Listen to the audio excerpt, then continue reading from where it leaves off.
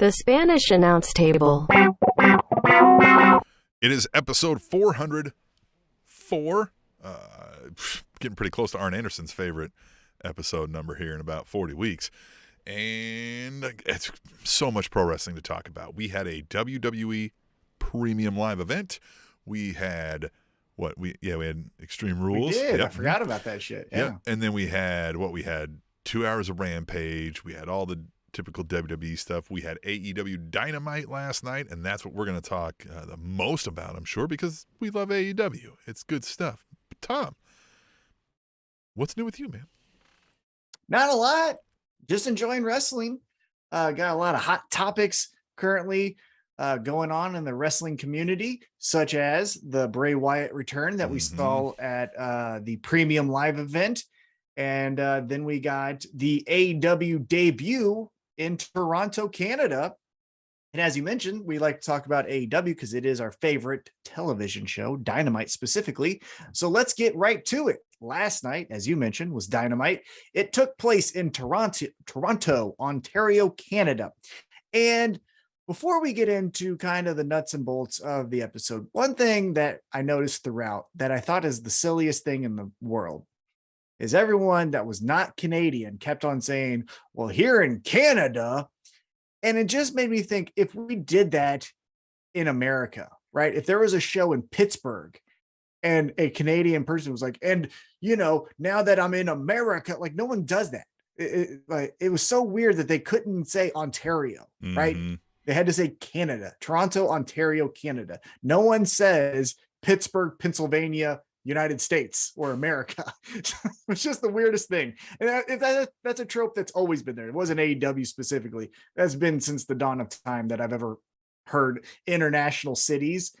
They say all of it, which is just the weirdest thing, or they'll just generalize it and say it's the whole country. Anyhow, it kicked off with the debut of the newest announcer in AEW, Renee Paquette. So before we get into her interview, what do you think about the debut of Renee Paquette in AEW? Interesting. I mean, she's good at what she does. I think we thought this was going to happen years ago, and then it never did. So I had just, guess in the back of my mind without thinking about it, assumed, she's doing her own things. Got away from the wrestling world. Who could blame her? And that's not what's happening here. And I like that they didn't go to like John Moxley's wife, Renee Paquette, right? And I mean, even though most people know it that watch AEW, but that's not her accolades. So I like that, that we have. I think she's really good at what she does. And I think it's another, you've said it before, a lot of white dudes hanging around AEW. And so all the interviewers were that, outside of Mark Henry, sometimes would do them backstage interviews and whatnot. But so I think this is good. A good change of pace. She's really good at what she does.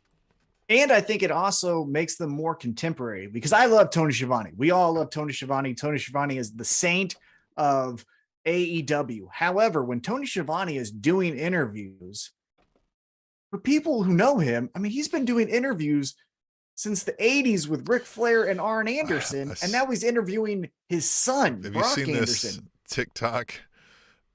Tony Schiavone, he was doing an interview on a podcast. I guess before AEW called him, Tony Schiavone was working at Starbucks.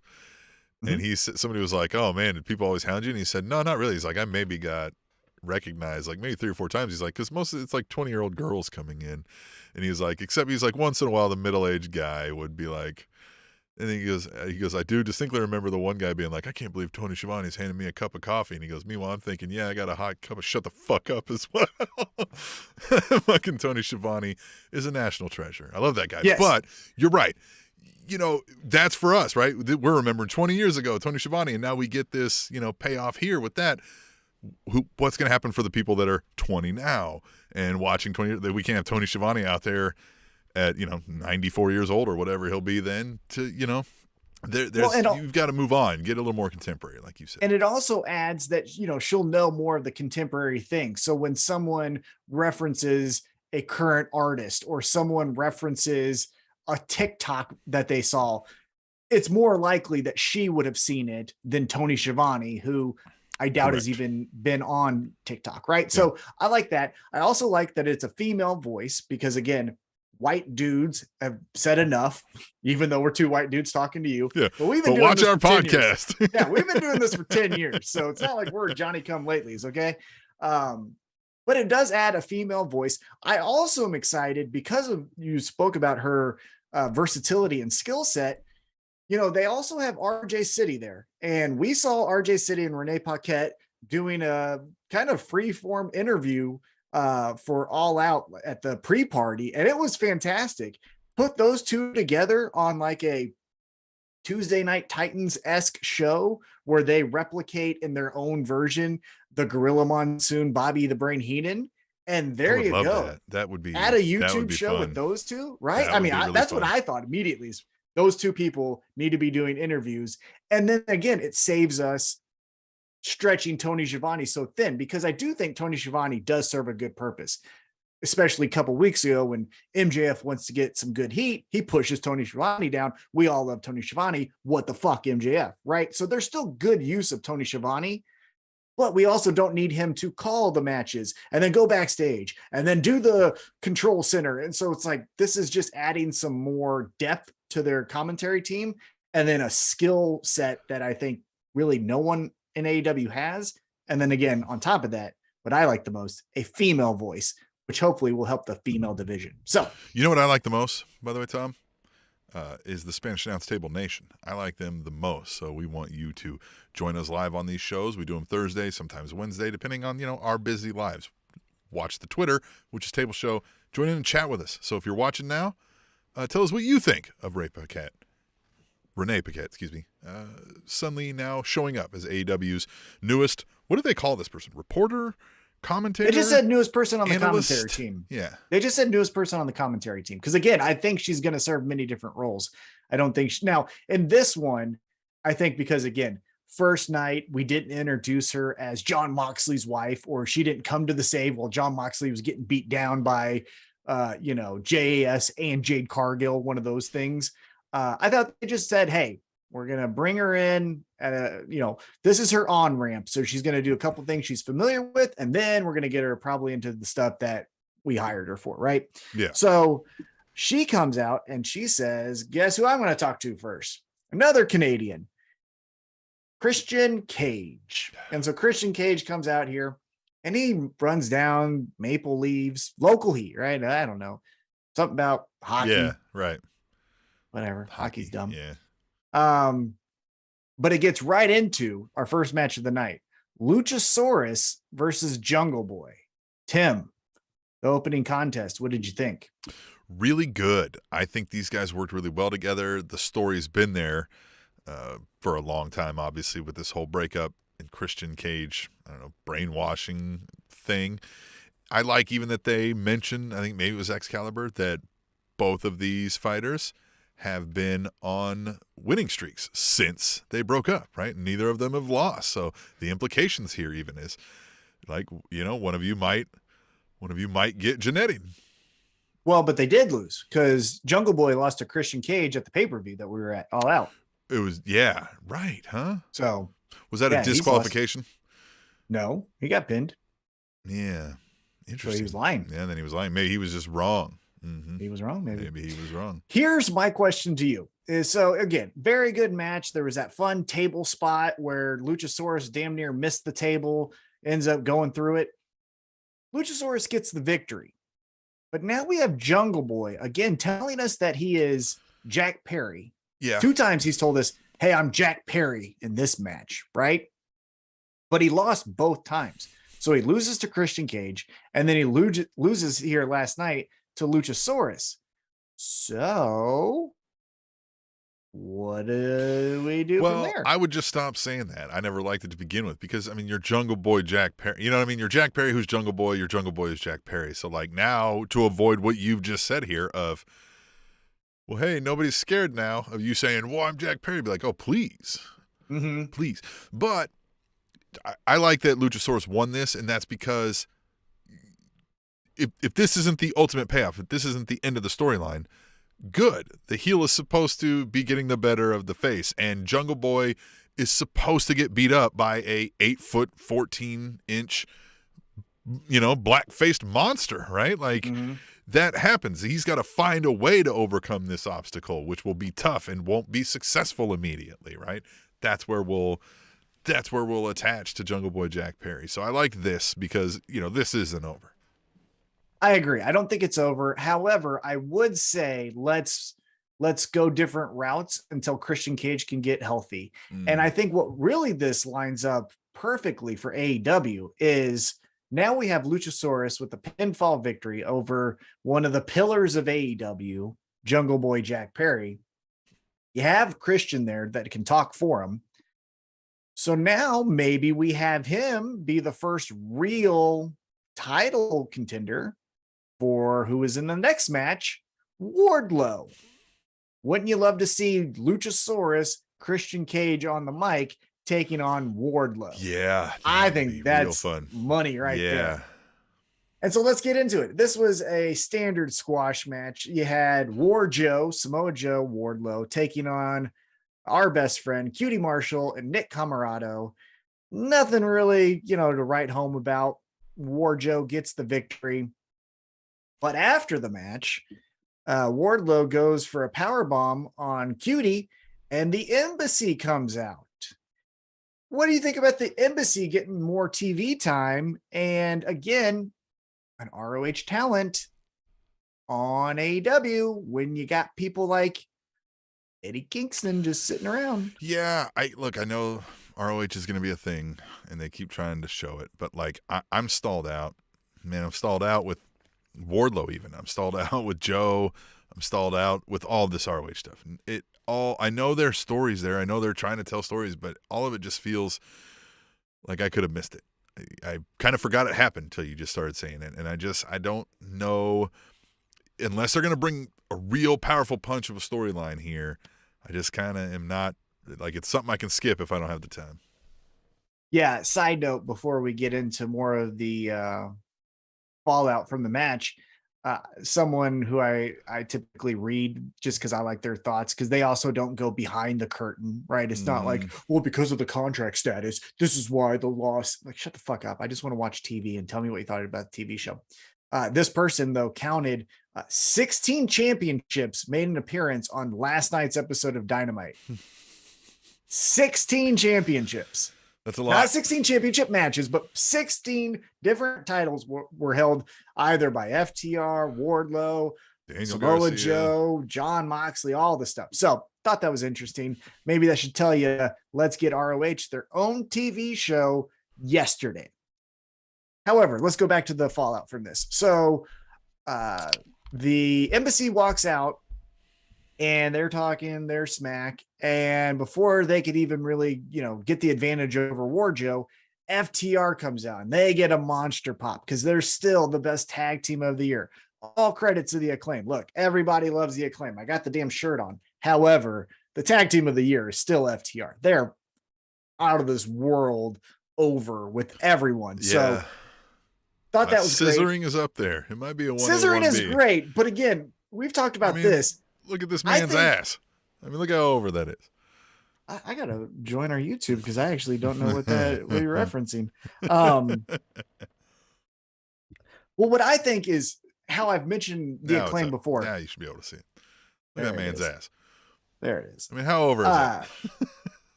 What I think, again, is, FTR is the Dudley Boys, if you go back to the Attitude Era, right, where it's good in-ring action. Now, the Dudley Boys were a little bit more hardcore, but you understand what I'm saying. The analogy is good matches came from the Dudleys, where the good, fun spots and the things you said at school came from the New Age Outlaws, which is your Acclaim for this week or for this time period.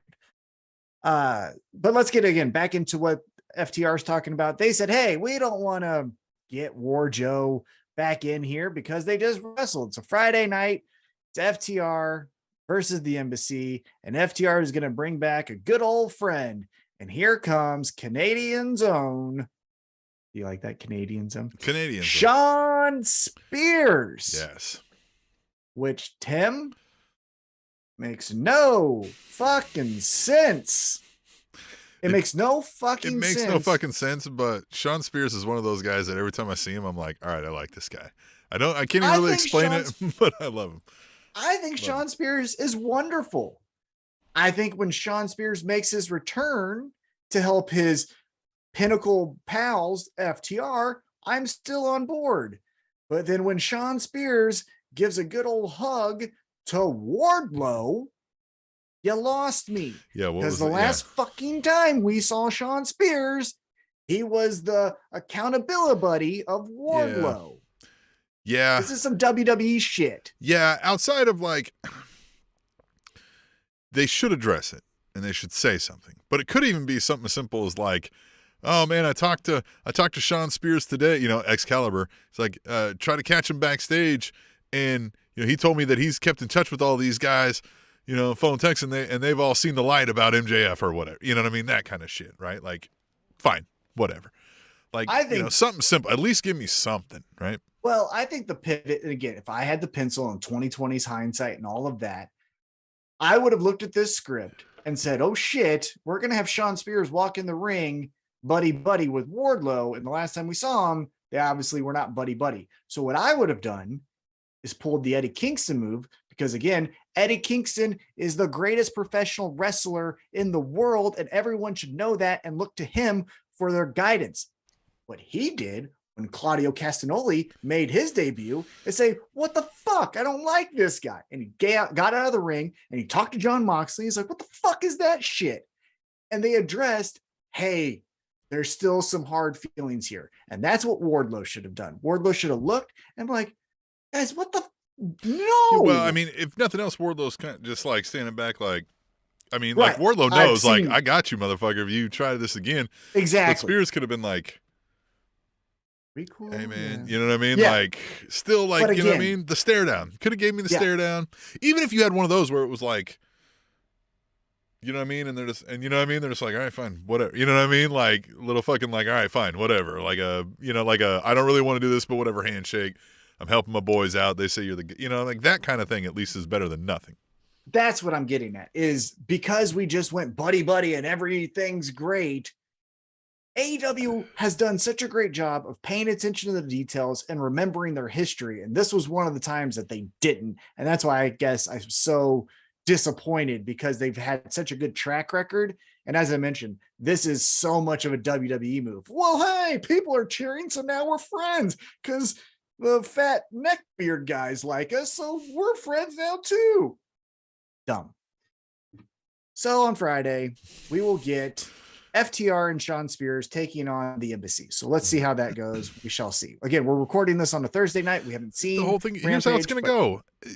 The AEW guys are going to win, and the ROH guys, we're going to forget they exist. No. We like the ROH guys. You like the Gates of Agony look. Yeah, sure. And Brian Cage. They're not going to do nothing. Well, but that's because that's how they're positioned. But at least from potential, they have something there. Yeah, wouldn't mind watching them on an ROH show. Yeah. And that's what I think. All of this ROH talent is amazing and wonderful and great. I just don't want to see it on AEW. Kind of like how I appreciate New Japan Pro Wrestling. There's people over there that I definitely respect, like Minoru Suzuki and the Great Muda, but I don't necessarily always want to see them in AEW. It's just this. It's like they could. I understand that, like, they're the same guy. Like, if Brian Cage was still an AEW guy, it wouldn't be any different than Brian Cage on my TV as AEW guy versus whatever label ROH guy. But the point of the whole ROH show versus AEW show is that I understand that these are ROH people. These are ROH titles, so that this isn't going to stick around. This isn't a story I'll be able to, like, follow long term and care about. And, like, the implications I won't be felt on this AEW program that I'm watching, right? So now that's why I feel like I don't need to see this. I like that. Does that make sense? You know what I mean? Like, it does. Just, yeah, no. There's no object permanence. Look at that. The big words here on the Spanish announce table. Credit to you, Tim. I like that. Right. You had your dictionary today. Yeah. Hey, let's get back into the action. Match number 3 of the night saw the guy that is in between us currently on our YouTube page, Billy Gunn, Daddy Ass, taking on the coolest man in professional wrestling, Swerve Strickland. And Tim, this was an interesting match in my opinion, but what did you think of this contest? Yeah, fine. this helps further the story. It gets the crowd to cheer for the whole Acclaim thing without oversaturating with the Acclaimed themselves, to get Daddy Ass out there. And I still, Swerve got the sneaky win, right? Sneaky Swerve got a sneaky win. So we're still putting Swerve over as like, ha, I still win here, right? And, you know, I like it. It was a little bit weird, like you said. It's not a typical match. It felt more a little bit WWE style, where it was just like, bang, bang, here we go. And now, you know, the swerve at the end, right? But it was good filler. This storyline, as we said, sometimes you're flooring the gas on something, and then you got to take a week or two to get to where we're going. And I felt like this is one of those little you guys are third match on the card. Punt to next week where we do something bigger. Yeah, I can understand that. My issue, and it wasn't even an issue, is kind of like with Dustin Rhodes. We have so many amazing, in their prime, talented wrestlers. And Billy Gunn is as over as damn near almost anyone right now with the scissor me daddy ass. But if we're being honest and peeling back the curtain a little bit, he's over because of the Acclaimed. It's not that we love Billy Gunn. We love that the Acclaimed is saying this, and it happens to be about Billy Gunn. Mm-hmm. And for me, when you got Swerve Strickland, who, again, as I mentioned, to me is the coolest guy in pro wrestling, and I do like this flirtation with turning heel, I just think we could get better. Have Anthony Bowens take him on one-on-one, or do Max Caster one-on-one with Swerve Strickland. It just feels odd that 56-year-old Billy Gunn, who looked like he's still 30, is getting a match, if that makes sense. Yeah. Billy Gunn, with Dustin the Rhodes, storyline that's canon, all though, for me. It was, he said, you're the fucking reason they won. Like, come on, you want to get involved? Get involved, and I'm going to kick your ass. Now, what we got was, oh shit, I can't kick this 56-year-old man's ass. But I'm still smarter than you. And now we could even get Billy Gunn being like, fuck you, let's go again. You fucked me up. And he'll be like, nah, I beat you already. Beat you. Don't need to beat you again. Fuck out of here. Possibly. Now let's get into at least this is how I, if I had the pencil there. Let's get into the fallout, though. As you mentioned, there was kind of a shenanigans pinfall victory from Swerve Strickland. Swerve kind of acknowledges it like, haha, now I got one over on you because Billy Gunn helped the Acclaim win the titles. But then he just leaves, right? Max Caster, Anthony Bowens, they come out. They just bypass Swerve, get into the ring. They want to do the hey, everything's fine, so let's do the scissor thing because that's what everyone loves. And I'm a little confused. I'm like, but that guy just cheated to beat your friend. You don't care about that? Let's just move past him? Yeah. So that was awkward. And then before they could even do their three-way scissor, Smart Mark Sterling comes out with Tony Nese, and he says, hey, I own the scissor me trademark, so you better not do that.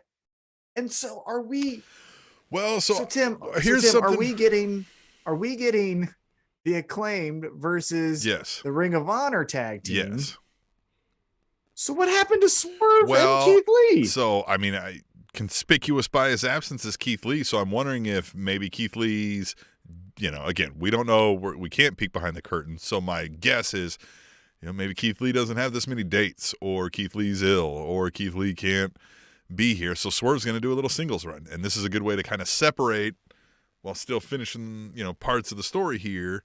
He does his little thing with the ass man, and they move on to this Mark Sterling, who's now saying, you can't do the scissor me, right? It's scissor me daddy niece now. All the money's mine. Yeah.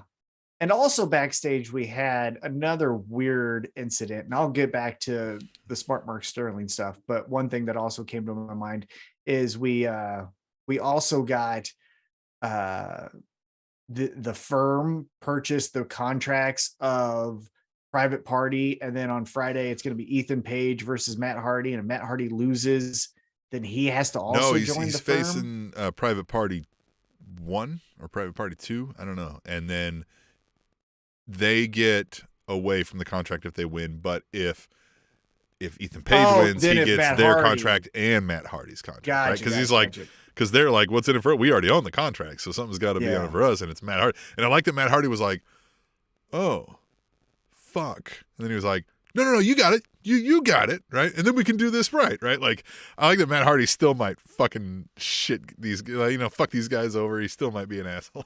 Like, I hope for it now. I hope they win. I hope Matt Hardy's their savior, and then he still fucks him over. Yeah, we'll see about that. But this seemed like elevation. Smart Mark Sterling, I like a lot. And I think when you don't have anything, put in Smart Mark Sterling and you're going to get entertainment. For example, when Wardlow was kind of spinning his wheels because the whole MJF stuff, and we didn't really know what to do with Wardlow right off.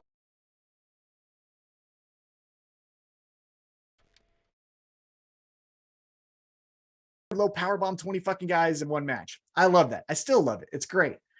But being honest, Smart Mark Sterling is a YouTube act. And that's not meaning to be insulting. That's why you would watch the show. If I tell you, hey, let's watch Elevation, Smart Mark Sterling's going to do a promo you got to see, you would most likely watch it. Well, yeah, because he's always in the things that are a little bit silly. And so I get what you're saying there.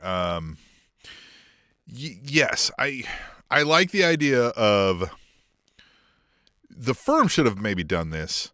If the firm are running the same thing, if the firm are suddenly lawyers that can like buy contracts, just like Mark Sterling, then they bought the rights to Scissor Me, the trademark, and now the Acclaimed has to fight to get it back because everybody wants the scissor and everybody loves it.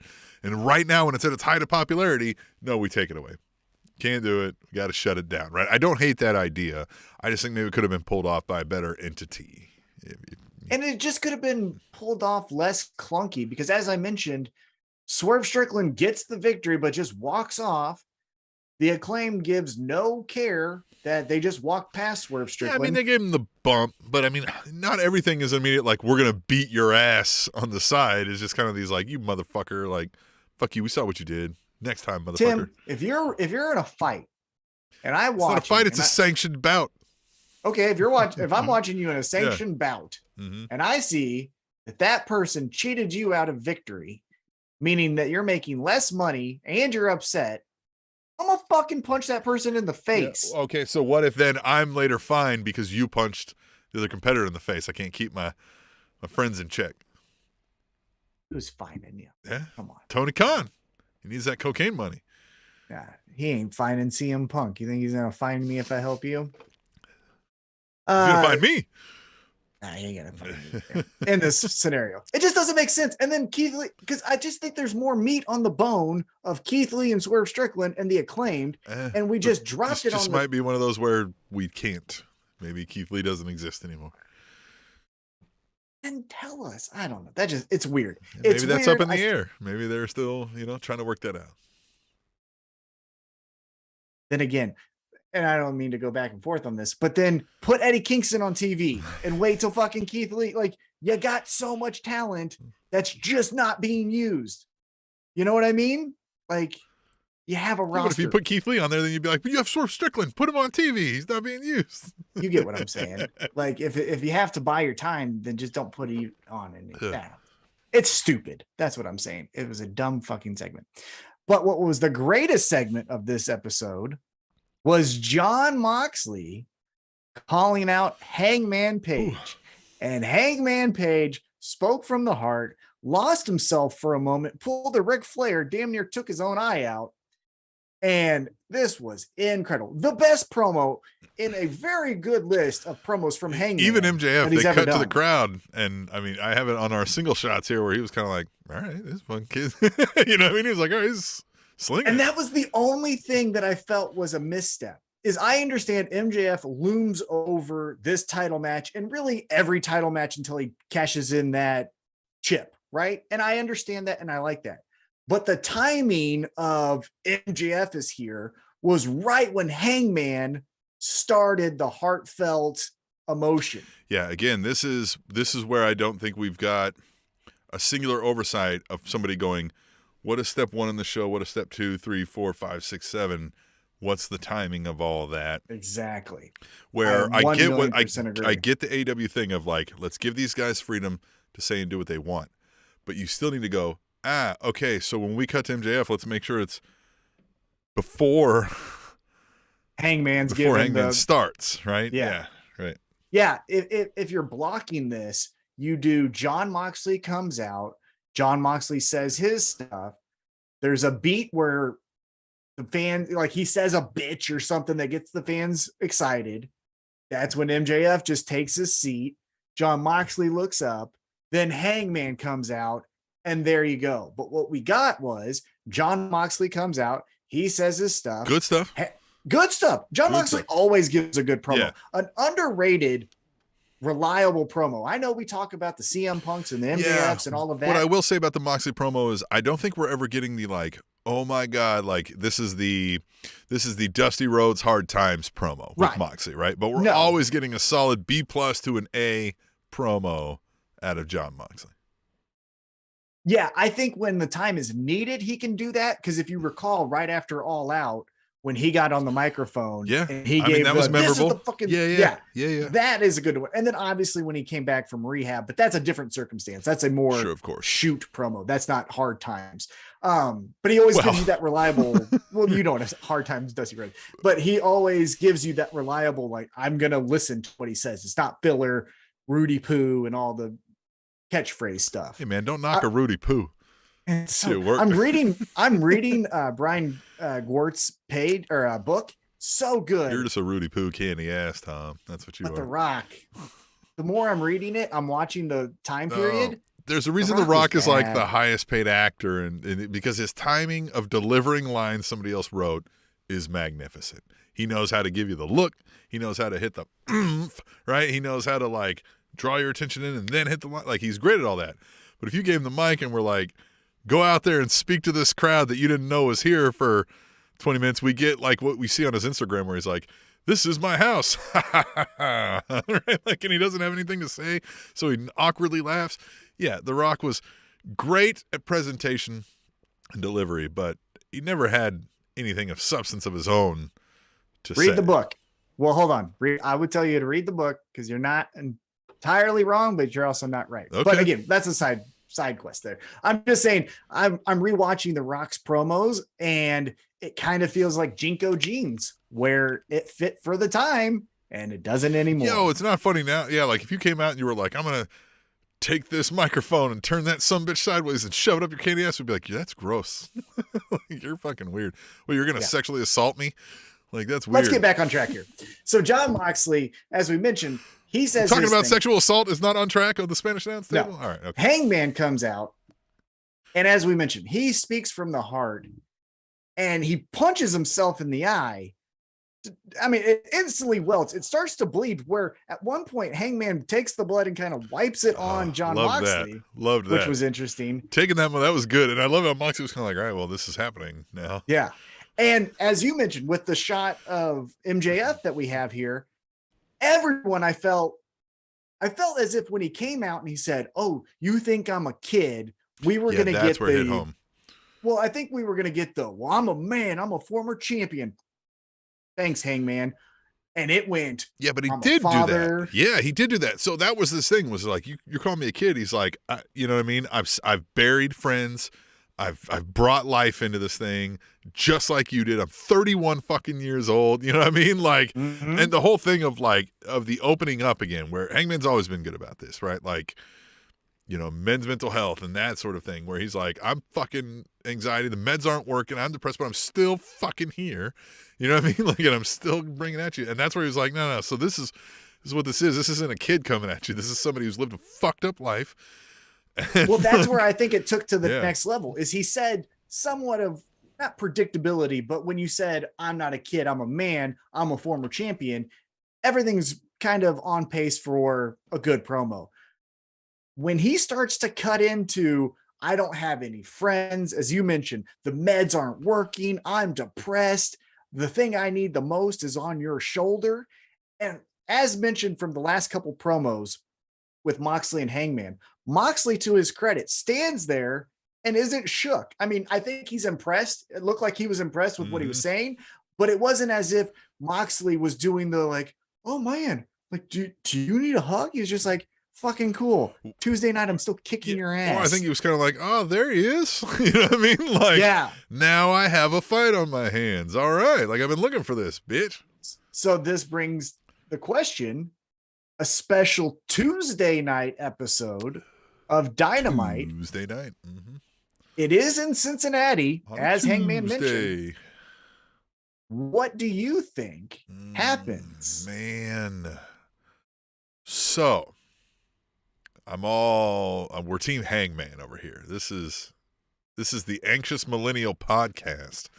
You know what I mean? If there is one. And I'm all ready to ride on Hangman's second ride. But I think as great as this promo was, and it was great, it was his best promo I've seen, and it was one to remember. It was a character-defining promo. I think it opened up a better storyline for him to lose.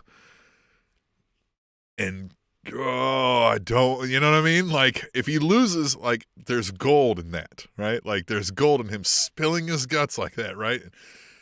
Bowing up and then still not getting the job done, right? Like, the dark place that the Hangman can go from that.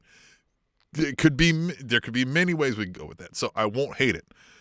I hope he wins, but right now I feel like he's not gonna.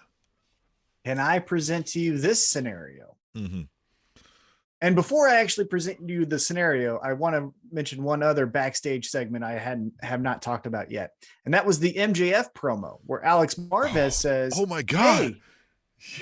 Hey, pal, look like you were about to shake Yuta's hand. And before he could even get the sentence out, here comes Stokely Hathaway. Fuck that guy, right? Yeah, we got him. And MJF dresses down Stokely. Oh, yeah. Says he looks like a dork. Daddy's got to put you in timeout. And he even pokes fun at AEW tropes where, we do a backstage interview and someone interrupts. How convenient. This is, something silly, as we always kind of do. But it looked like, again, babyface turn of MJF. But he still, like, obnoxiously dressed him down in a way that nobody likes, right? Like right. Belittled him. Yes. Told him to take his Carlton Banks wardrobe ass out of here. And then as Hangman opened up about the meds aren't working, I'm depressed, my friends are gone, all of that, MJF then says, I have to be the bad guy. Yeah. I have to be this way. So let me present this to you, Tim. Moxley versus Hangman. Hangman overcomes all the odds and beats Jon Moxley in Cincinnati, in his hometown. And then the cash cowboy up. Mm-hmm. And MJF, the man that he thinks he has to be, the asshole evil one, takes it away from him, cashes in the chip. You can tell he doesn't even want to. He feels bad about doing it, but he has to. That was another thing. Like, MJF does this a lot, but a character-defining promo from MJF here of, he says, I learned a long time ago that nice guys finish last, so I have to be that way. He's like, I've broken I busted my hand punching the mirror. He's like, oh, you don't like me? He's like, tough shit. I don't fucking like me either. Like, that thing was like, oh, man. That was the thing. Watching that, I was like, this is one of the most amazing promos they've had from their start. And, of course, it would come from MJF. And then I forgot about it later because, as you said, Hangman unloaded his most heartfelt promo I've ever seen. MJF, to his credit, if someone with more time on their hands and a catalog of AEW shows and good editing tools, I would love for them to pick out these character defining promos and put it together, because we have the origin story. MJF wants to be just like CM Punk, but when MJF needed his hero the most, that's when CM Punk left. Go back to the MJF. Go back to the the birth of the Pinnacle, right? That whole I learned a long time ago that you need a faction, and he had even said that earlier, right? Like, there's all these moments. Yeah, that's what I'm saying. Montage. if you add that, right? So there's the origin story of how MJF came to be. Then he realized what needed to come to the next step, and that was the pinnacle. And then he took that to then go to now. Yeah, I don't want to be this, but look how far I've came. All of these character defining pinpoints, you put that together, man, that could be some magic. Because if he were to say, like, if he were to open up and be like, there's no way a guy like me is going to win these titles if I don't do these things, so I have to be this way. He's like, you know it. You just keep running from it. I have to do it. He's like, and that's why I'm better than you. And you know it. Oh! So the other thing, though, that I want to get your feedback on is in that promo that MJF mentioned, he said that his dark history, and I'm paraphrasing here, aligns pretty in tune with William Regal. As mentioned, William Regal got those brass knucks. MJF did but he didn't do like the cowardly. He did me and you are the same, pal, and walked off. And William Regal, to his credit, looked at him and said, no, I see myself in you. So what comes about? And here's again where I think what I'd like to present to you, and if I had the booking power, is you do Jon Moxley, Hangman Page, Hangman wins, MJF cashes in that chip. So now you have Hangman who says, I had it and now I'm more broken than I've ever been. Jon Moxley is saying, I deserve my rematch. I gave you an opportunity on a Tuesday, for Christ's sake. And then you have the devil himself, MJF, as the champion. Let's do a triple threat at the next pay-per-view. You know what I would do here? That's what I would do. So it's Tuesday night. Hangman and Moxley. They're going at it. They're going at it. They're going at it. We're getting to this spot where it looks like Hangman's like, what do I got to do? I can't get this done, right? Even though he's laying the wood to Moxley, just plowing him down, right? Like, and Moxley keeps kicking out. Enter Blackpool Combat Club's mentor, William Regal. He's got the brass knucks. Hangman's like, fuck you. You really going to come out here? Like, you really need to save your guy? Regal takes out Moxley, lays him out for Hangman, who's like, what the fuck? Fuck you, right? Like, whatever, right? But, like, I mean, he does it, needs this title, right? And he's staring at him like, what the fuck? And then Regal takes him out too. And here comes MJF to cash in, takes it, and now he's got Regal as his mentor, his advocate, if you will. And now the Blackpool Combat Club's like, what the fuck, Regal? And now here's Regal and MJF over here like, hey, birds of a feather, man. Like, I like that. I like that. I think that would be out of nowhere that nobody's expecting. Well, I don't think it would be consistent with what we're hearing from MJF, though, where he's almost shaking Yuta's hand. He understands that no one likes him. Yeah, true. It would be a turn. It would be a hard turn. Yep. And that's why I think if you have him cash in, and as you mentioned earlier, say, hey, oh yeah, see the reluctance, right? He doesn't want to hit him with a thing, but everyone knows. I mean, Cowboy is barely standing up from having just almost murdered himself to murder Jon Moxley. Right. And then again, what I think would be great is then let's get all three stories in the main event of your next pay-per-view. Yeah, and MJF has to come in and like saddeningly brutalize the Hangman. Like, we gotta think he's gonna kill him. And he's got to be almost crying about doing it, right? But like, I had to do this. Don't you understand? Like, going anyone nuts. would have done it. That's I think the narrative. If again we're doing what I'm presenting, is the narrative is everyone would have taken this opportunity. If you see $100 bill on the ground, you grab it. Like, this is when the best opportunity was to win the championship. Like I said last week, you don't think I'm a bad guy? I hate myself too, And then we got all these complicated masculinity stories presented to us, which is relatable. What's not relatable that much is our next match. The Ring of Honor World Championship match. Chris Jericho with his funky chest taking on Bryan Danielson for the third time. And this was good. Yeah. They do good. Yeah. For new listeners or new people watching on the YouTube, moves aren't our thing here at the Spanish Announce Table. We're liking more of the stories. So even though this was very good, and I bet if we were there, we would say it's probably one of the better matches that we've ever seen in person, just like their match at All Out. However, the fun came when Daniel Garcia makes his way out. So Daniel Garcia, we think, takes the title from Chris Jericho to say, why would you do that? Yeah, you can't hit him. What he really does, what you gonna do, motherfucker? Is he takes the title from Chris Jericho to then hit Bryan Danielson. Well, but he didn't do it necessarily right away, right? The subtle thing here that I don't think is addressed quite yet, and maybe will be in the weeks to come, is he takes the title from Jericho. Was like, don't do that. You can't do that. Danielson gets up and is like, takes the moment of opportunity to give the Aberdeen face buster to Jericho. And that's when Garcia was like, bitch, fuck you, right? So was it that moment that made Garcia decide to pick a side, or was this pre-planned? Like, that's the answers I need. That is interesting, because you could also paint the picture of Daniel Garcia was team Bryan Danielson, but then he did just as bad of a thing as Chris Jericho was doing. You took your shot, yeah. And so I had to. So then if you guys are the same, I got to go with the devil I know. He's the one he's the one who's been by my side. He's the one who gave me the opportunity. Yeah. That would be interesting. Right? I'm excited for that. Right. I was not anticipating that. I thought we were going to get the double down of Garcia joins the Black. I mean, it crossed my mind when he did the thing. I was like, hit him. Right.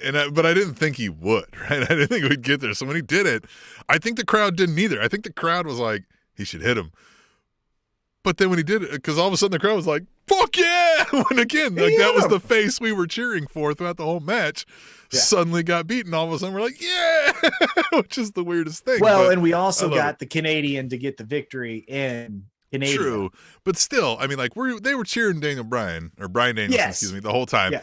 And then heel guy gets stopped by the turning face guy, but yet somehow we're cheering the turning face guy swerved us into staying heel, and we're all like, yeah, because they're cheering good storytelling. That's what they're doing. That's what this was. That is true. So Chris Jericho is still your Ring of Honor heavyweight champion. Daniel Garcia is still your pure Ring of Honor champion. And we move on. And Tim, it's right before the main event, so you know what time it is. It's time for the women. Yes. And here we get our women's nailed match. That. It took us like 8 weeks. I like it. Jamie Hayter and Britt Baker taking on interim champion Toni Storm and Hikaru Shida. This happened.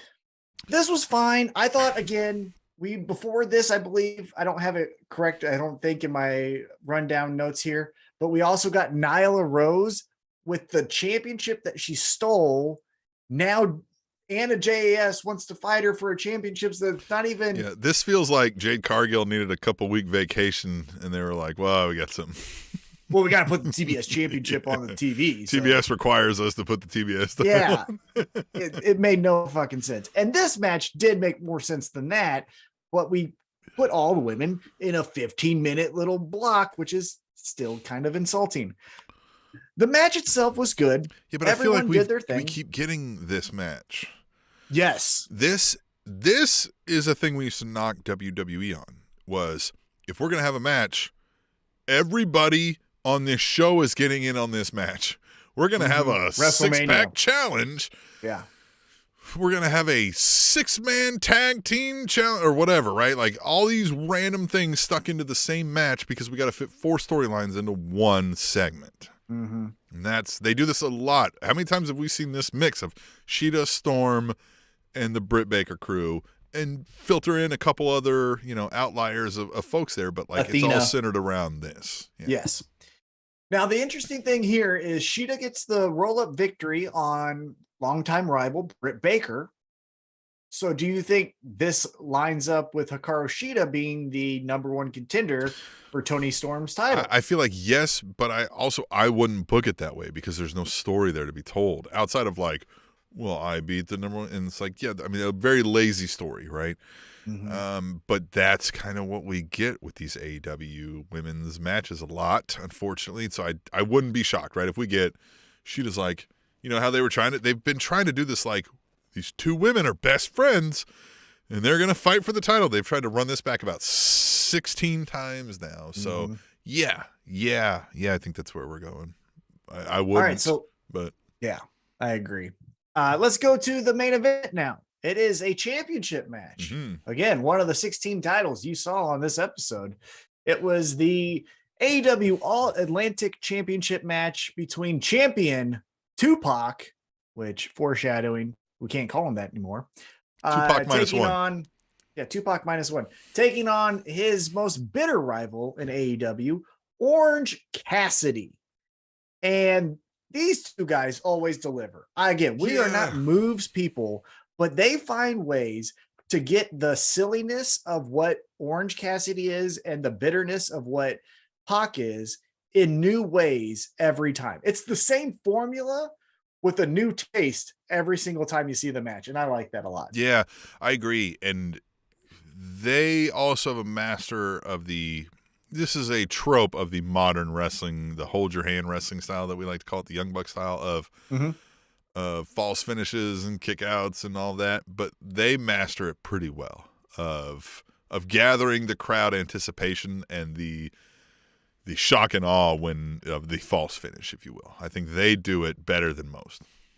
And so we get to the finish here, and Danhausen's curse, which I get. Danhausen loses in 3 seconds to Ethan Page. He loses to all the people. But the curse, if you follow it, works every single time. Yeah, especially when he's not in a match, right? When he's cursing somebody else, unaffiliated in a fight against himself, it works. It works every single time. Other than Hook. Well, but Hook's the fucking man. But that's because Hook can't be cursed. Yeah, Hook can't be cursed. So, there's an outlier to everything. There's the exception to the rule of every single rule. Right. But the rule here is if Danhausen curses you, you're fucked, pal. And that's what happened to Pac. Orange Cassidy now is your new I love the spot, though, champion. Of that whole thing, right? Danhausen does a curse. Pac's like, fuck you, shits on him, blows a snot rocket on him for one. And then he's like, yeah. And then he turns around and Bryce Remsburg's just like, what are you fucking doing?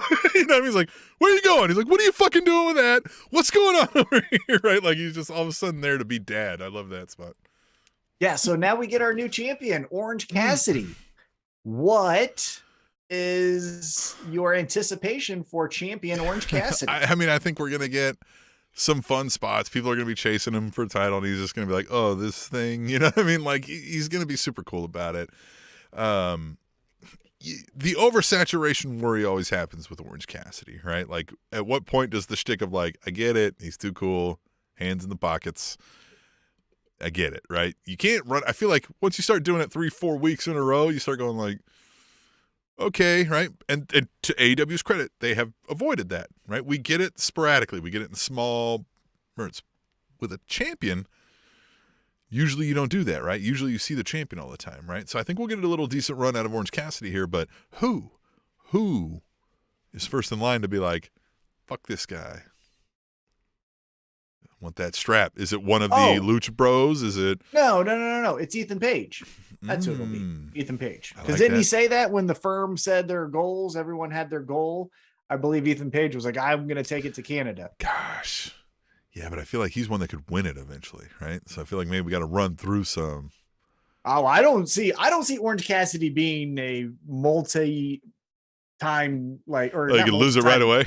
Lose on the first one. Can I tell you another fun idea that I like to think of with Orange Cassidy? I mean, it's your show, so. But I'm talking to you. I don't care about anyone else. I'm talking to you here. Yeah. This is what I would do. And this sounds stupid as shit. And I don't care, but it can be done 1,000,000% by Orange Cassidy and this championship.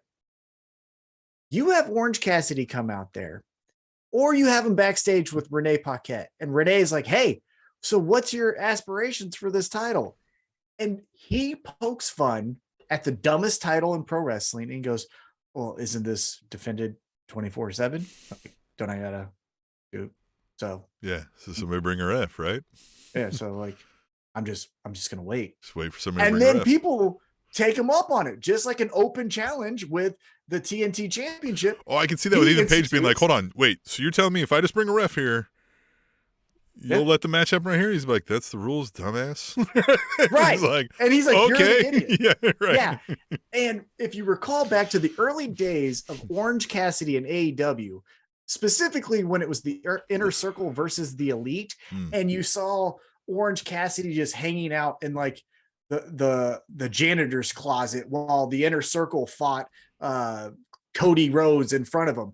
You do things like that where everyone's running and Orange Cassidy's like, I guess I'll join and run with them. I don't know what they're doing, and just, I think, but here's the thing. When Ethan Page, who I do think should win the title from Orange Cassidy, when he does it, he throws that shit to the side. Yeah, he's We're not making you. Yeah, you're right. Yeah. He says, this guy's an idiot. That was never a rule. He just wanted it to be that way. We're going back to this being a real title. Also, on top of that, if you recall with Pac and how he defended this championship, he was going to other promotions.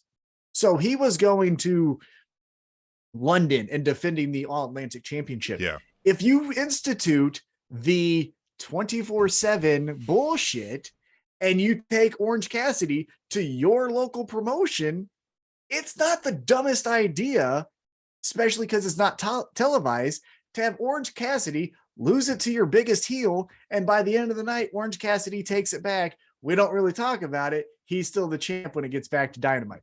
I think that would be amazing. Yeah, that could be fun. That could be real fun. That would be fun. But there we go. We get our AEW Dynamite debut in Toronto, Ontario, Canada. I thought this was a good show. I thought we had some good moments. Renee debuting, Luchasaurus looking like a badass, Hangman and MJF cutting promos that will be defining for their characters. Overall, I had a great time. No, I agree. I think there was some career-defining promos here, which will always leave a good mark on a show. And then the other spots weren't terrible. I think there was fun things here. Orange Cassidy winning a title, something that I think threw me for a loop. I didn't expect it, and it's something that I think we wanted. I thought at a moment I would have put the world title on him. There was a moment and for someone who started with he's gonna try to now being the All Atlantic champion, it's pretty great. It's pretty great. I love that he's gonna try chance. Yeah, so much fun. So much fun. So much fun. And that's AEW Dynamite. That's generally what it is so much fun, and that's why we love it. There's some other things that are not always so much fun as the WWE side of things. For us, if you like it, here's what I always say to everyone. I'm coming around to it. Someone, I can't remember. I'll have to look it up later. So I apologize that I'm not referencing you by name right now. But I had mentioned while I was live tweeting on our Twitter page at Table Show, hey, where's Adam Cole? Because when Britt Baker was wrestling, I was like, I kind of miss Adam Cole. And someone was like, hey man, are you okay? Because like, I thought you hated him. And I said, they said like blink if you're blink if you're okay. Yeah. And I said to him, and this is factual because I did a video call with you and you saw it. I said, I'm sitting here in a Young Bucks t-shirt. So who knows? Seasons change and so do I. And so what I'm getting at is wrestling can be big enough to where I love AEW. You can love WWE. I don't necessarily have to like it. You don't have to like my thing. And we can all scissor. We can all scissor. We can scissor the synergy. Now, don't get me wrong. I have started watching more regularly again WWE products, right? To watch for what are they going to do here, right? It is a new era. Clearly, this whole thing of Vince McMahon not being in charge of creative is a thing now, right? I think you're correct in that, like, he's still the biggest shareholder. Sure, he has some influence, but the decisions are clearly being made by Triple H. We're seeing NXT come back to life on the WWE roster, which is whatever. It's interesting. I think we had critiques of that to begin with, so we'll just kind of watch what happens, right? Now, Extreme Rules was a thing this weekend, and so I did watch that.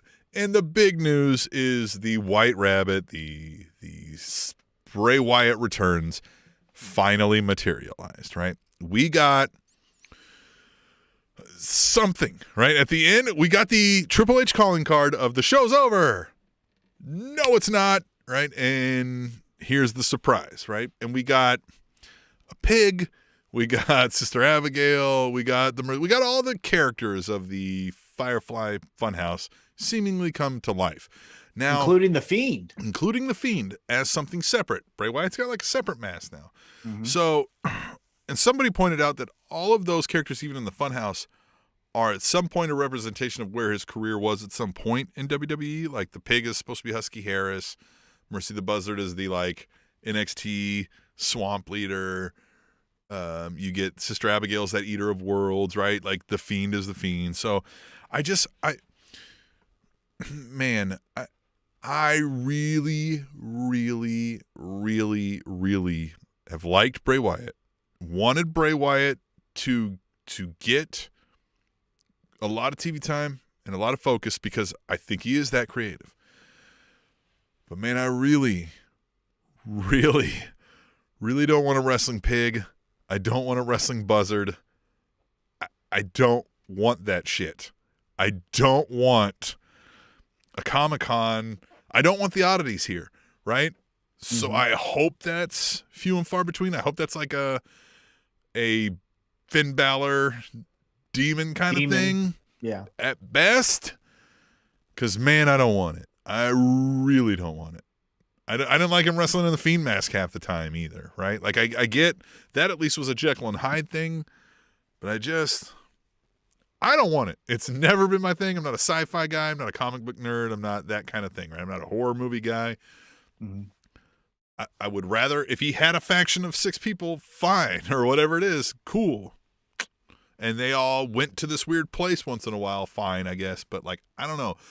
I am approaching this, Theo says, but we want the oddities. I know you don't. So, like, did you watch the oddities? Like when they had Sable, I did. God, well, there's no Sable in this that we've seen. So I don't know, man. I'm approaching it with cautious optimism, right? We got a Bray Wyatt promo on Raw, and like you said, it was kind of like watching the Fun Channel as a kid on the pay-per-view. It was kind of hard to understand. But I felt like that's been consistent with Bray Wyatt, right? Like, we kind of can't understand what he's saying in his promo. So I'm a little worried that I'm not going to, he says, bring back Golgo with the giant Cartman doll. And yes, we do. Theo wants the oddities. All right, maybe Theo likes this. I don't dislike it yet because I'm just like, all right, I don't know what this is yet. The word is it's going to be SmackDown exclusive, which will help maybe. SmackDown, I feel like, is the weakest show they're putting out right now. And I'm even including NXT in that. So, I don't know. Really? I mean, only because they're putting the Bloodline on Raw a lot. If the Bloodline was exclusive to SmackDown, maybe not. Okay. Yeah. Okay, I understand that. I thought this was fine. And I thought and think that the Bray Wyatt debut is the antithesis of the Triple H era so far. It's grasping for straws. If I just present to you the Bray Wyatt experiment, whatever experience that we saw at Extreme Rules, the fuck was it? Yeah, what is the fuck was it? And what's it for? When I get excited about things that happen, and again, I'm just going to use it because we just talked about it. In AEW, for example, Orange Cassidy winning the All Atlantic Championship, that is something that happened. I could show a casual viewer, hey, he's the champion. I can get excited for what's going to happen next, but that viewer can be like, oh, so this person won something. What we saw from Bray Wyatt was smoke and mirrors and hop to do, and it meant nothing. It didn't say anyone's name. It didn't say what his mission statement was. Nothing. It was just nothing. Things. And that's where I think, getting to a larger point, Triple H, and I think he's doing well. It's more entertaining than Vince McMahon doing the bullshit. Mia Yim has to act like she has a convulsion to get MVP pinned in a match. Natty farts. That?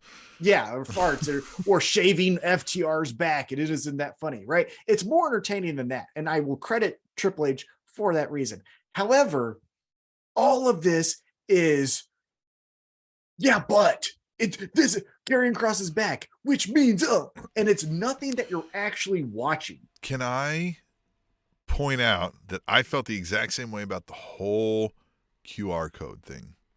Everybody was like, this is amazing. And I'm like, it's not saying anything. Yeah. It's just saying exactly. Next week, this is no different than vignettes. None. It's just making you do vignettes, the work. It's just making you do the work. Except with like vignettes, we got more of a character develop. Like when Right. Razor Ramon was walking the streets of Miami, he Yeah. told you what he was. Dude, I was getting pissed at the QR code thing for a while with the White Rabbit because it was like, I get it. You're coming back. I get it. Do it. You already said you're coming back. Now you just keep going, nah, it wasn't that day. It's a new day.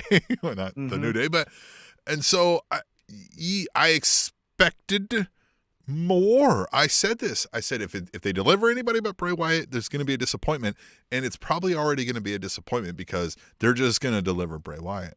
Well, we already knew that. They did. And we already knew that. That was my frustration is if you watch that episode or that pay-per-view, premium bit, whatever you want to call it, let's watch that 8 months from now.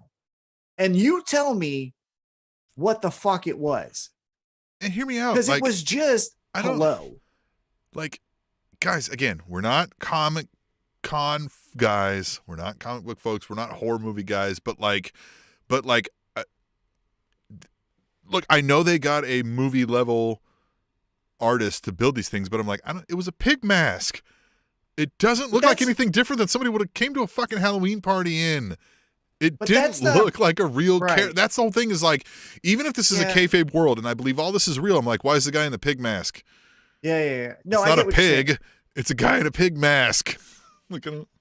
Yeah, and I think we're saying two separate things though. Like, I understand if you like horror movies or you like comics. My biggest critique of this is it meant nothing. Yeah.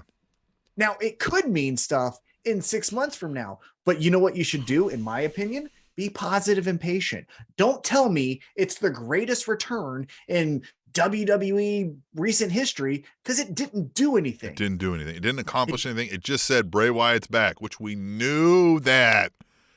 That was my disappointment. Like, that's what I keep saying. I was like, that's why I said we're going to be disappointed when all they present is Bray Wyatt because they've already told us they're going to present Bray Wyatt for 6 weeks now. And he went after no one. And maybe he does on Friday. Again, we record on a Thursday. And maybe then at that point, I will get excited. He says, my mission statement is to take out Roman Reigns, who took my title 2 years ago. Because if you recall, that was his last match. If I'm being honest, I don't know that we've ever heard an actual mission statement out of any of the Bray Wyatt incarnations. Well, you get what I'm saying, though. Like, a direction. Yeah, but that's what I'm saying is like, he's had feuds, but like, we've gotten the MJF origin story. We've gotten so many look backs in MJF's like reason for being and what he's trying to do. We just got it this week. Mm-hmm. But we're not getting that with Bray Wyatt. And I am a guy who's been like advocating the Bray Wyatt character for years now on the show. Like because it was something different, I need this to mean more, and they're not making it mean anything, unfortunately, and that's sad for me. Like I just so far, and again, it's been 2 appearances, but again, so far. So now, Tim, I got a question for you though about this Bray Wyatt. So we got Bray Wyatt, as you mentioned. There's pigs, there's old ladies, there's birds, there's fiends, there's rabbits, there's bug-eyed rabbit. Stuff. Like nobody's wrestling in that, right? Like no, please, like right. I think okay. Before I ask you this question, I'll answer that question. I think what they're going to do is the Wyatt Six will come out. They will take off the mask and it will be these fucking people that will be in the Wyatt Six. Now, that aside, here's my question for you. We got Bray Wyatt. We got Karrion Kross. We've got Dexter Lumis. So what are that's my concern is as we talked about when Triple H was going to take over, it was going to be Metallica songs and leather jackets. And now kind of feels like we're just doing Halloween every week. So to piggyback off that, the Dexter Lumis thing is another pure example of this. We keep getting Dexter Lumis coming and kidnapping The Miz or playing mind games with him. But there's no reason why. Why does he care about The Miz? But like what drives Dexter Lumis to do this? Mm-hmm. What's he after? What purpose does he gain? Does he if you told me it's because he likes the way Miz's balls smell, then at least that would be telling me a reason. But like, I'm not getting. I mean, who doesn't like the way Miz's balls smell? But but you're not telling me that. Pause. I don't know what you're saying there. I don't know what you're saying there. You know what I'm saying. I mean, my thing is. You remember that time? My thing is like. I know it's different shades of spookiness. Dexter Lumis is not 100% a carbon copy of Karrion Kross, and Sure. Karrion Kross isn't a carbon copy of Bray Wyatt. Of course. However, this makes me feel when we had the time period when Chris Jericho is Dolph Ziggler is the Miz, and they're all doing the same fucking thing. Now we're just doing it with smoke and mirrors and voodoo language. This is the product we should have been putting out when WWE was on the Sci-Fi Channel. Yeah. But even then, it's all this. Are we ever going to? So is Dexter Lumis, and again, I'm getting ahead of myself. I'm on step 11 here, but they all got to bump into each other sometime. So is Dexter Lumis going to stalk the Fiend or Bray Wyatt or whatever this is? Is Karrion Kross going to put a time thing and switch it on Dexter? Like, they're all the same thing. You know, you can't out spooky each other. Well, okay, so let's talk about, we had Liv Morgan lose to Ronda Rousey. Oh God, yeah, that. And now Liv Morgan is seen being weird in the corner, right? She's smiling as she's getting suffocated in Ronda Rousey's ass. Hold on. Before we get to there, that was, we were told, a bicep slicer. So it was pressure on the bicep. So what the fuck you passing out for? What the fuck you passing out for? And Ronda Rousey does martial arts. I was so upset with her to not just go like, hey, why don't I put her triangle? Yeah. Now, they needed that shot. Later on, we had Matt Riddle beat Seth Rollins with a triangle, so maybe that's why they pivoted to something else. But if two people were going to pass out, at least have one of them actually pass out from passing out, not a bicep. Yeah, she could have just choked her and had her punch. smile like that, right? Yeah. You know what I mean? She could have just straight up choked her. Sleeper hold. Yeah, Standard rear naked sleeper choke. hold would have worked. Yeah. But yeah, now we get Liv Morgan. I would not be shocked, Tim, If she's in this group. if she's one of the Wyatt Six, if she's Sister Abigail. Wouldn't Alexa Bliss? Well, Alexa Bliss could be like one of the people that got out of the cult. I could even get this where, like, you get Liv Morgan doing it, and then Alexa Bliss is like, what the fuck? Why? What about me? And she's like, no, I'm spooky. I want to be in the thing. And they're like, nah. You know what I mean? Like, I don't know who you are. You're weird. And then, you know what I mean? She's fighting Liv Morgan over this. Like, you know what I mean? Like, she's a jaded over it. I don't know. Yeah, I think you would present her more as a fuck. What was that? No, I'm never Cult going back to escapee. that. Yeah, she's trying to Yeah. help Liv Morgan. Liv Morgan's Yeah. like, you don't understand. Right. You're That's why you have the dolls, that's because why you can't left. handle the truth. Yeah. Yeah. Mhm. You know. Yeah, because you were just a child that needed comforting. Yeah. I think, again, who knows? But there seems to be a female in this Wyatt Six thing that continues to show up on my Twitter timeline. I would anticipate Liv Morgan passing out from a bicep pinch that she's sister, whatever it is. So you Abigail. mentioned Seth Rollins and Matt Riddle in the fight pit, and we've got a tweet about that, which will remind you to use hashtag tweet the table on Twitter, and we'll read the best ones right here on the show, like at Katie First Lady's tweet that says, why is the fight pit more colorful than what NXT 2.0 used to be? Hashtag tweet the table. Yeah, it's a fight pit. Why do you have it looking like fucking Nickelodeon vomited on it? Look, the fight pit's stupid. The fight pit is stupid because, all right, so you've got this platform above the ring. Well, we know you're going to fight on the platform now. Like, what is that there for? Like, you guys are making shit up. It was neat and a draw during a pandemic when we needed every and any new idea. And I applauded To me, them. the fight pit should have just been more setting like your Raw Underground. It's like a lumberjack match with no ring, right? A bunch of people are standing around, and you're fighting in the middle, and when you get to the edge, they're giving you a couple kidney punches and throwing you back into the middle to get your ass It's beat. blood sport. Right. It's Josh Barnett or Matt Right. Riddle's blood sport. Right.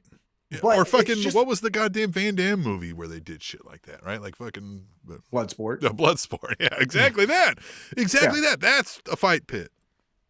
Yeah, this was a cage match. That you Cage just didn't match with a escape from. ledge. There's Yeah. a ledge.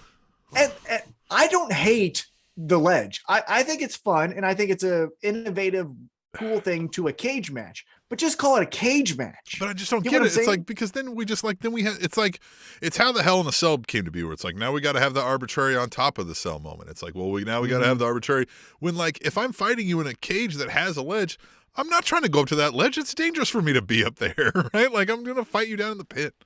Unless I can do a booty bomb or a power surge or whatever the fuck they're calling moves now. Man, that made me sound old, but you know what I'm saying? Like, I just didn't like that they were trying to present it as a MMA fight. Daniel Cormier is your ref. Yeah, at least put that in a cage. You can't escape. At least put that in a pit. Like a MMA cage is more like a pit, a fight pit to me, than this ledged. Yeah, it was silly.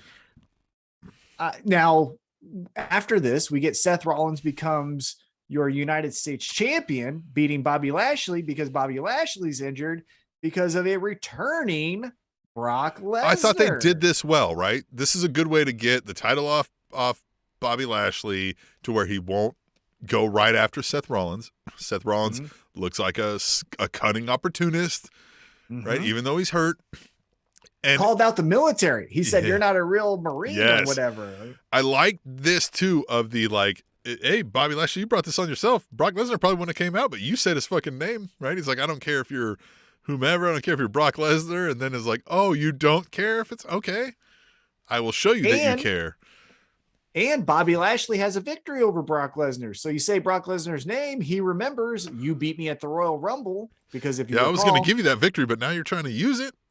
Yeah, you're trying to use my name. If you recall, Roman Reigns cost Brock Lesnar the match, giving Bobby Lashley the victory. So in the record books, it's 1-0 Bobby Lashley on Brock Lesnar. What I like the most about this is it's Brock Lesnar versus not Roman Reigns. Yeah. Just fuck, man. And it's not the world championship. My favorite moments from Brock Lesnar's career post coming back was when it wasn't for the championship, when it was Brock Lesnar, CM Punk at SummerSlam, when it was Brock Lesnar, Triple H the first time around, or when it was Brock Lesnar, John Cena, and the Lesnar squash match of Cena was one that sticks out. Yeah, but that was the Suplex City bitch moment?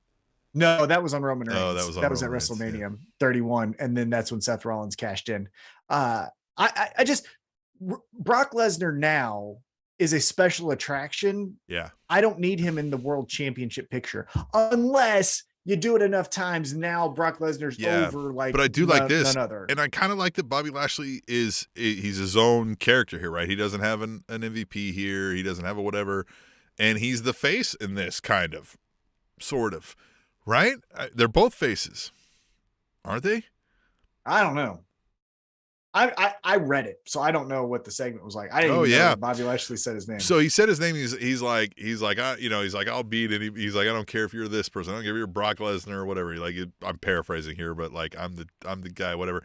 And then we get like, he's saying something, then the Brock Lesnar music hits, and he's like, really? Like, yes, fucker. You know what I mean? Like, you can tell he's not necessarily like, as Bobby Lashley's not scared of Brock Lesnar, but he's like, oh, fuck, this means we're going to fight, right? Like, man, like this, I've got a match. Like, fuck, I was prepared for Seth, right? Like, and then you can kind of see, he's kind of like, all right, maybe this is just whatever. And Brock Lesnar does the, like, he goes, hello, Toronto. Like Brock Lesnar, by the way, way better at like his crowd engagement and his stuff, like, right?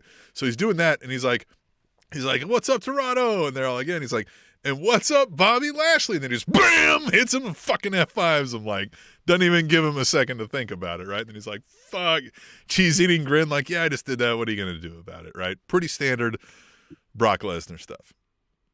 Brock Lesnar, when he wants to have fun, is the most fun Brock Lesnar. Oh, yeah.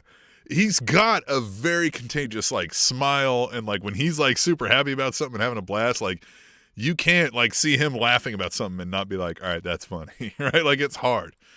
Well, and also it's not like, he's still fucking Brock Lesnar. So you going to tell him to stop? I'm not. Yeah, no. Like that's the other thing is he gets away with it because he's the big kid in school. Yeah. Like, you're just like, hey man, all right, okay, hey, I like it too. And listen, I want him to think I think he's funny. I don't want him to think exactly. And so that's the other cool part about it when Brock Lesnar does this fun stuff. So Coming Yeah, up, what else we got? also on Extreme Rules, the only other thing that stuck out to me was this honestly felt like some of the matches we get in AEW for this reason of it was nonstop action, a lot of fun spots, and it was just a fucking fight, and that's this Donnybrook match.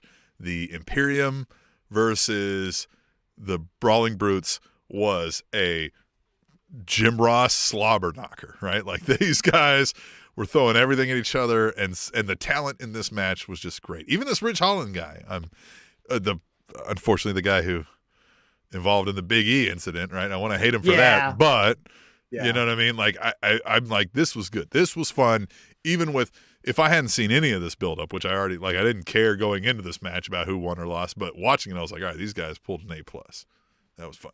And I think they did it really safely for the physicality. Because one thing that I do not like about New Japan is check out this kick to the head. And I've said this many of times on the podcast before, but it's like the other guy let him. It's not that impressive if the other guy lets you fucking kick him. In this match, it was all making sense moves that also look like this shit fucking hurt, Mm-hmm. And so I really liked it because, not to say these fucking guys had bruises and cuts and they're probably still banged up to today.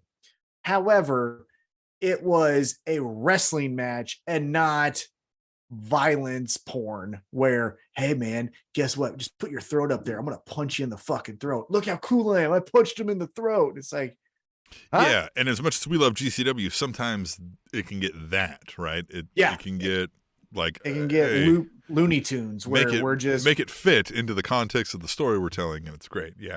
Yeah. All right, we got a DX reunion? ? I thought they did fine here. I thought that the way they opened the show, right? Triple H is like, guys, I'm trying to do the show here, and they're like, fuck you, titty suck a vagina, right? Like all that kind of stuff, right? Titty dick suck a vagina, if I can steal that from Wrestling Isn't Wrestling. They're doing all that. That's fine, right? And then Triple H's like, all right, well, fuck you, right? Like, let's do this thing. And then they do their thing. I kind of even like that he pauses and lets the crowd do the badass Billy Gunn. They came out later on Twitter and tried to act like, hey, man, we tried to get him, but we couldn't make it happen. Who knows what you were offering, as in, like, we tried everything to make it happen. Who knows? I don't blame Tony Khan for that either. Like, this is one of my most over acts right now. Unless you're letting him walk on there with a Scissor Me Daddy ass shirt, it's not happening, right? Like, or whatever it is, which they are not going to allow, right? Like, so I don't blame them. I thought it was fine. It just kind of felt like, again, like, and I get it. The story is there if you guys want to tell it. DX won. You guys run the wrestling world right now, right? Like, you guys are making the calls, but they didn't tell that story. They were just like, hey, celebrate us again. It's like, we've done this, right? We do this a lot. Yeah, if it was like hey, after all was said and done, look who's running shit, suck it, right? That would have been cool. I was kind of looking for that, right? Like, who fucking won, bitch? Eat my dick. Yeah, to me, it was very Hall of Fame segments. Yes. Right? And we Things you got see at the those. Hall of Fame. And we've done that a million fucking times. So I was not impressed with anything that I saw. Very underwhelmed. Very underwhelming. And again, I saw it on Twitter, but that's how they closed the show. Mm-hmm. Here's my biggest takeaway from this. Shame on you, Brooklyn. For telling them this was good? No, for not doing Scissor Me Daddy. Yeah. This was the fucking time you do Scissor Me Daddy. Yeah, where they can't stop it. What were they going to do? And they can't stop it. Mm-hmm. And it made perfect sense. And they could have referenced it or said you could have even chanted Corey Daddy Graves. Ass. Anything. Yeah, I like Corey Graves' comment. Said something about he's doing. Yeah, he said the other guy is doing something with office products these days, which is great. Perfect line. Corey Graves is really good perfect when he line. wants to be. But yeah, it was just underwhelming. Yeah. Yeah. No, I agree. Well, all right, we've got, speaking of returns, the original club is back. Gallows and Anderson, which again, I thought the way they did this was good, right? AJ Styles comes out. Finn Balor's like, or he's like, listen, I heard what you said. You're right. Like, Now's the time I need somebody. I need somebody watching my back. I've been doing this too long on my own, getting nowhere. I need the help. And he like bows down. He's like, all right, I knew you'd come to your senses. And he's like, hugging. He's like, I wasn't talking about you. And then the fucking OC's music hits, right? The fucking motorcycle mechanics. They come out, Gallows and Anderson, and they start whooping some ass. And so, yeah, all right. We're getting a little more faction warfare in this Triple H era. I like factions. Mm-hmm. Wrestlers have friends. I like all of and that. This fit. He's like, hey, you keep saying you're my friend. Well, you know who else is our friend and doesn't like what you're doing? The mechanics. Yeah, your drunk uncles. Yeah. The drunk uncles.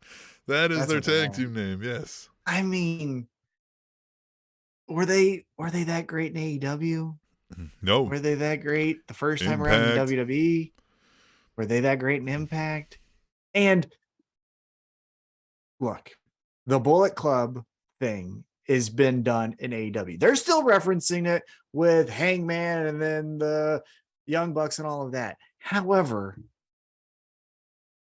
we're gonna do Finn Balor and AJ Styles and the Good Brother, and you know why they used to be friends. Yeah. I mean, what? Well, here, let's go to Twitter. Here, we've got a tweet the table from Devil Vamp who says, "Fuck Gallows and Anderson. Once again, lame.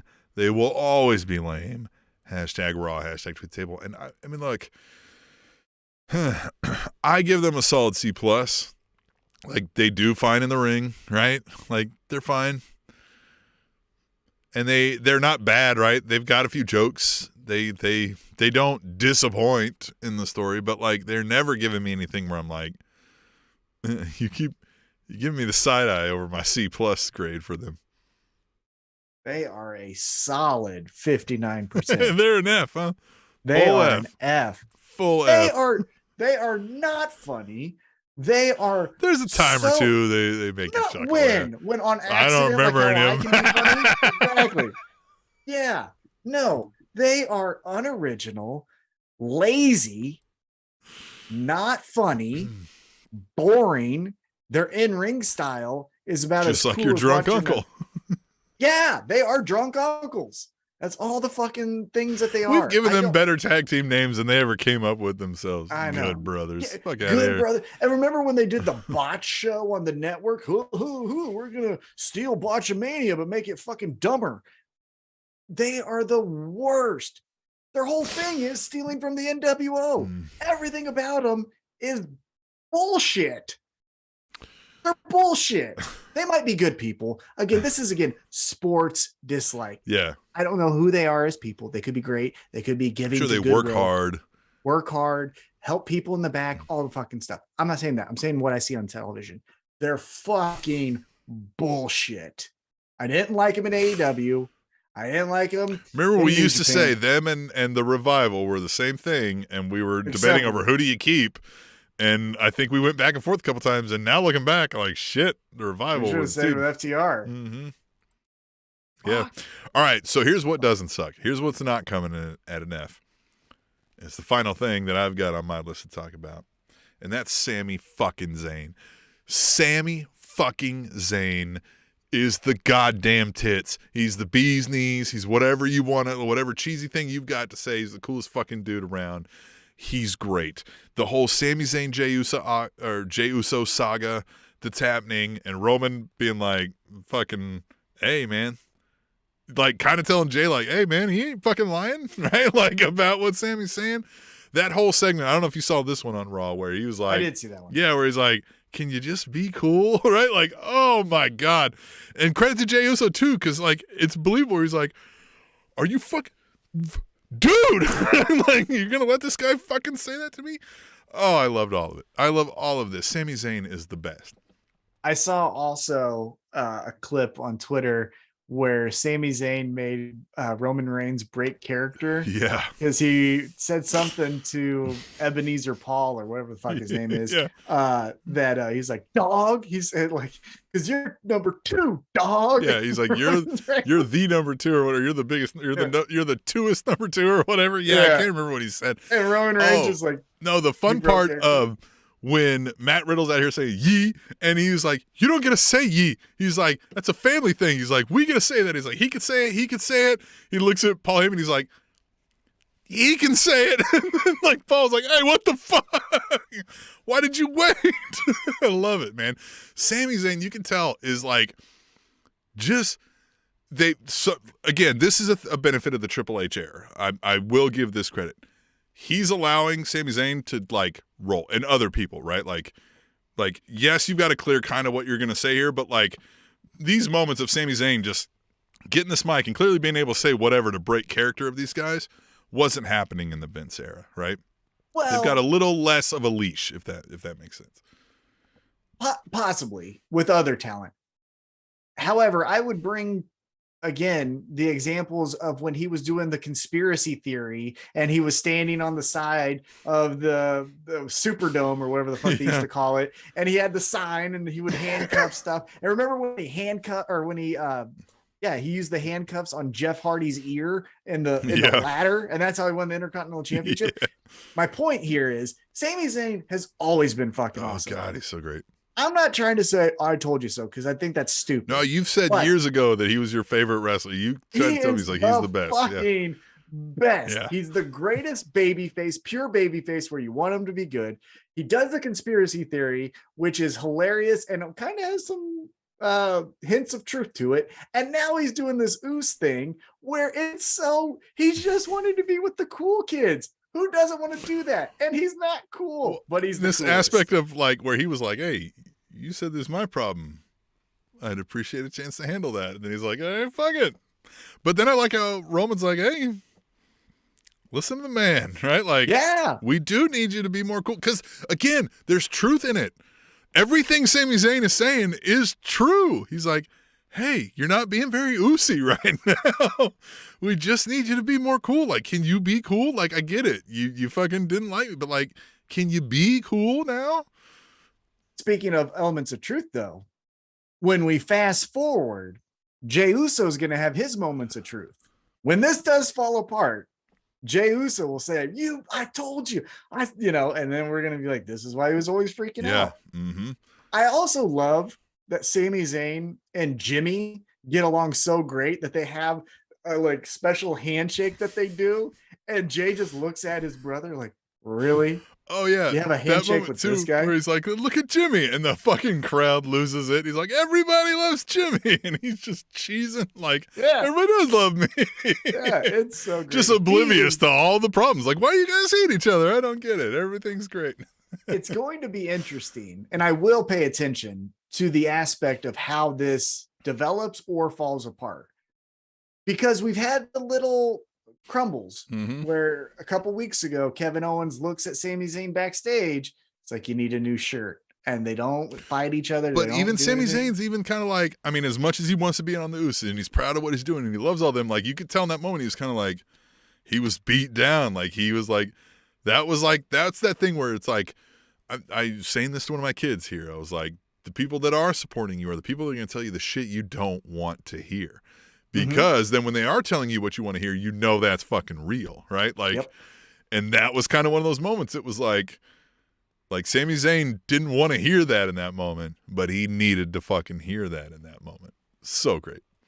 Yeah, it's going to be fun. I like Sami Zayn. More Sami Zayn, the better. He won't beat Roman Reigns to become champion, but I'm excited for him to get his moment in WWE to where we're getting Sami Zayn t-shirts and bring back his old music. I get the whole, like, we're not paying that group anymore, but like, cut a deal. This new music. Man, I wonder if we'll start doing that. I wonder if he will start cutting more deals. Like, if we'll get bring them back. You know what I mean? Like, they did the best music, this current music. So I know also, that was a Vince call of like, at the bare minimum, because I don't want to pay royalties in perpetuity or whatever, but like, and get out of here. That's just greedy. You make enough money. That's not breaking the bank. Yeah. And I get that the Rollins thing is over a little bit, but then that's just people being silly. One other thing though, with the Sami Zayn storyline, just small critique though. Roman, you're not Undertaker. So let's fucking speed up the get there. It's like, I watched 6. I'm not kidding you, Tim. Monday night. It was the Chiefs versus the Raiders here in Kansas City. Oh, how'd that game go? We won. Oh, yeah, we did. Hey, fuck the Raiders. And then we're playing the Bills. and we're playing the Bills this week. And did you hear? we found out what Bill stands for. Oh yeah, boy, I love Boy, losing I Super love Bowls. Super Bowls. You lost 4 in a row, you bitches. You suck in your do-nothing town and your stupid-ass fans. We had to have the worst offensive line in like Super Bowl Canada. history to lose, and a broken foot quarterback. Yeah. You Bills Mafia, now that you think you travel well, when 3 years ago before Josh Allen, your organization didn't like any of you because none of you showed up, that they were doing games in Canada. Suck it, Buffalo. You just wait till Josh Allen becomes fat like Ben Roethlisberger and they don't win anything exactly. else. But anyhow, what I was going to tell you is Roman Reigns walked out. Okay.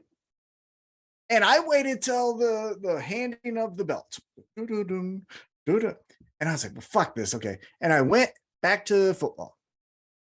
Tim, 4 football plays where they stop after each football play. Yeah, American football plays. American football plays took place before Roman started to talk. Mm-hmm.